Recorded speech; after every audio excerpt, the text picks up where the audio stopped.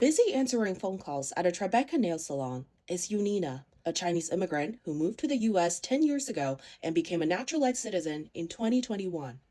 This presidential election is the first one she can vote in. 我应该会选 Trump 吧。She now lives in Flushing and she wants to vote for Trump. But Yunina is not voting this year, simply because she doesn't have time. On the other side, politicians and candidates share the same frustration. Yatin Chu, whose parents immigrated to the U.S. from China, is running for New York State Senate District 11 in Queens, New York City. During an exclusive interview, she breaks down the concern of Chinese voters in her district and what the community needs to know to have a stronger say in politics. Yeah, I think since 2020, 2019, 2020, what's been happening in New York City has made people feel less safe, less secure. Richie Tang, an immigrant from Taiwan who has lived in Flushing for more than 40 years now, explains to us why he is voting for Trump.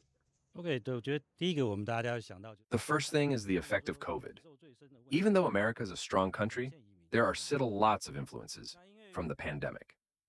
After Biden took over, the biggest problem are undocumented immigrants who cross the border illegally. The problem is not about where these new immigrants come from or their ethnic group, but how the government handled the situation. If the government cares for them and pay them stipends, it is unfair to everyone else, specifically for us who immigrated legally and have lived here for so long. 我觉得是政府的执行力。So when something out of control, out of your hands, so this is what happened, what you see right now. Okay, so Execution ability is very important for a government.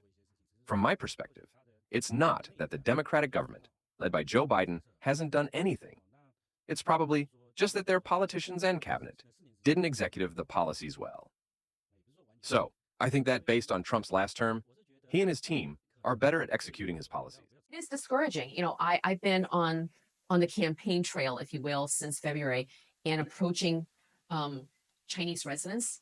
Like, you're like bothering them to want to ask them to be interested in a local race. Like, please don't bother me. I don't speak English. And then there are people that are generally interested. They're curious, but just don't have time to really be engaged. So they're all different levels of what I call a growing but maturing electorate.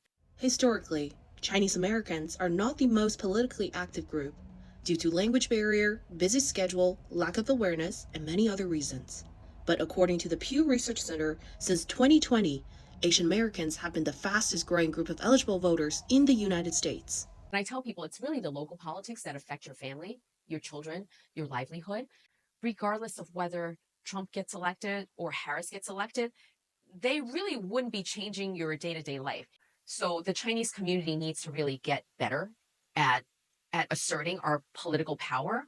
And while we have taken an interest in donating to some campaigns, until they see you voting and until we can create a strong block of voters where it's meaningful for them to win or lose a race, they're not going to bother with listening to our concerns. Until we get involved, we are going to be voiceless in our government. While the 2024 presidential election is coming to an end, the issue on voting participation and the tendency of leaning right for Chinese Americans is still yet to be answered.